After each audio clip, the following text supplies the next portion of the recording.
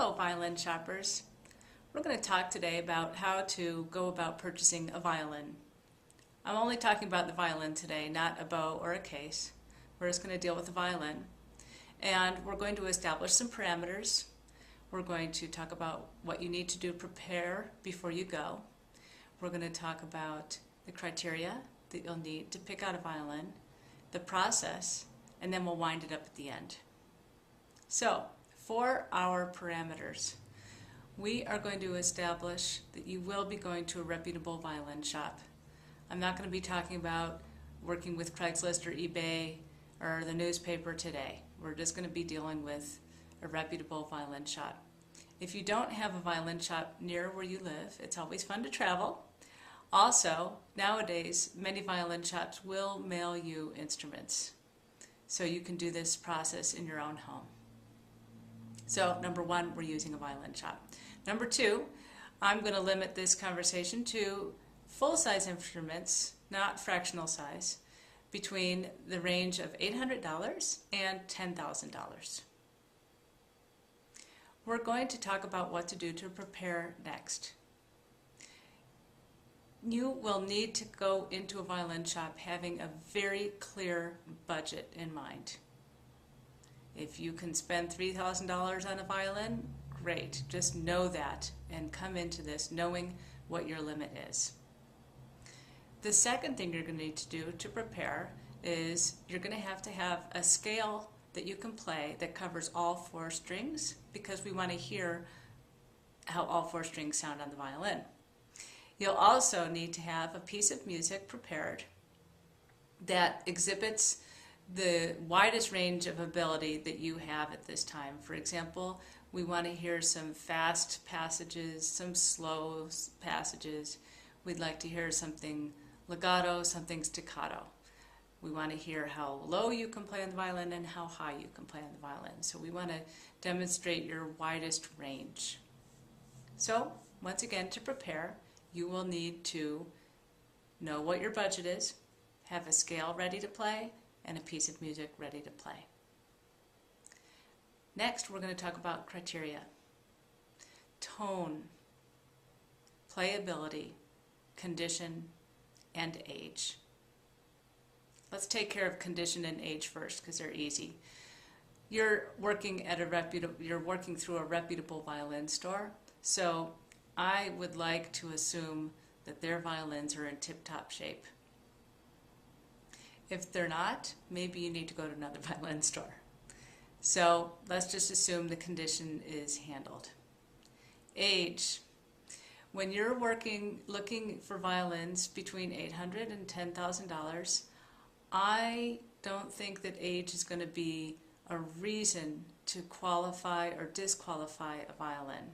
I think you're going to find a lot of modern instruments as well as a number of antique instruments, but you're going to find good quality in both old and new. I will make one comment though. If you do choose to go with an older violin, it will appreciate quicker than the newer violins, and the newer violins will hold their value.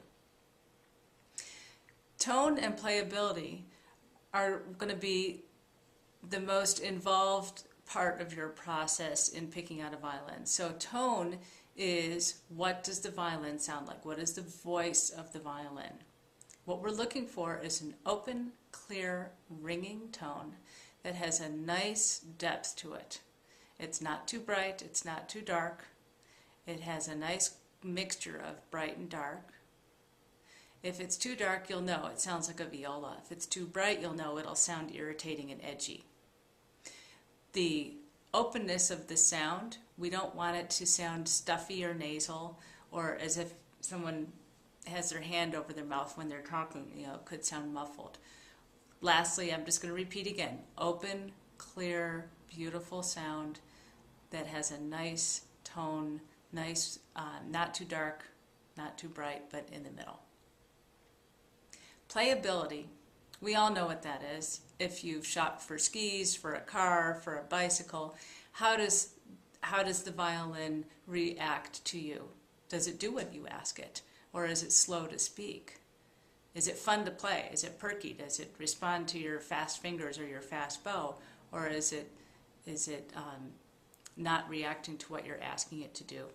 Does it feel too fat for you? Does it feel really thin and fun? So these are all playability issues. Now, it's time to go to the violin store. You're prepared. You have your criteria set. And now it's time to actually go to the store and start the process. Remember, let's go back to our $3,000 violin shopper. If you're going to be shopping for a $3,000 violin, you're going to walk into the store and you're going to say, I would like to look at the $1,500 violins. Let's say they bring you out 10 violins. Your first step is to go through and get them all tuned and ready to go. This might take some time, and if you need help, ask for it. Now, you're going to take your scale. We're going to go through our criteria. We're going to always go for tone first and playability second. So you're going to first take your scale that you've prepared. You're going to use only one bow. Don't mix up bows at this point. Only choose one bow. You're going to play the scale on the first violin. You're going to put the violin down immediately. You're going to pick up the second violin, play the scale, put it down immediately. Pick up the third violin, play the scale. When you do this quickly in rapid succession, you will very easily hear the difference between each violin.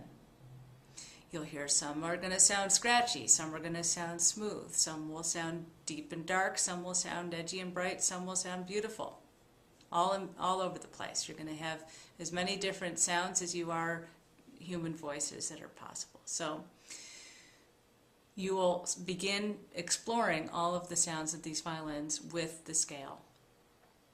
If you can, on your first try, to eliminate violins immediately, go for it. If something just doesn't sound right, sounds scratchy, go ahead and eliminate it. If you're having a problem discerning the differences in sound, just take your time and play the scale again once more on each violin. Play it, listen, put it down. Pick up another one, play it, listen, put it down, and so on.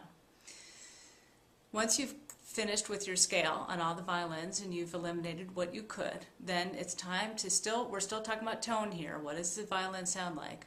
Not how it feels to play. You're going to go ahead and play your song. Play your song on the first violin, put it down. Play your song on the second violin, put it down, and so on. Make your comparisons, and while you're making your comparisons, try to eliminate whatever you can. So, now, let's say you've gone through all these violins, and you're left with 3. What I would do at this point is consider the playability. Are you a large person with gigantic hands? Does a fatter violin neck feel good to you? Or are you small and petite? Does that fat violin neck feel horrible and just won't work for you? You're going to go through and consider, do these instruments speak freely and quickly? Do they respond to you? How does this all work for you? Is it fun? Is it just weird? It could just mean that you need some time with this violin to get used to it. So you're either going to love it, the way it feels, you're going to find it incredibly awkward, or you might be in between, like, I might be able to get used to this, but I can't tell. So these are the playability issues, and try to eliminate violins if you can based on playability. Now at this point you'll ask the violin shop owners, could you please bring me out the $2,000 violins? And you'll go through this whole process again. And then, could you please bring me out the $2,500 violins? And then you'll go through the process again. At this point, when you're done going through all these violins, you might have a favorite picked out that's $1,500. You might have a favorite that's picked out that's $2,250, and you might have one picked out that's $2,750. And they might all be equal. Doesn't matter what the price is. They might, to you, sound equally compatible. So at this point, what you will do is take the violins home for a week and enjoy playing them at home. Do your best to figure out your likes and dislikes, take them to your teacher, play them in different rooms, and get a much better idea. Your gut instinct is going to lead you best. I know I'm very conversant in this. I've worked in this field for many, many, many years, and I can describe a violin pretty quickly. But if you're like, I can't tell what this sounds like, I know it irritates me, then it irritates you. Go with your gut. Also, you're spending a lot of money here, and we don't want your money to be spent without you being fully confident that you're doing the right thing. If you're not comfortable with any of it, just walk away. There's other violins out there. There's many, many, many violins to choose from. I hope that this will get you started in your process of picking out a violin, and I will have an outline on a PDF form for you to download that outlines what I talked about today.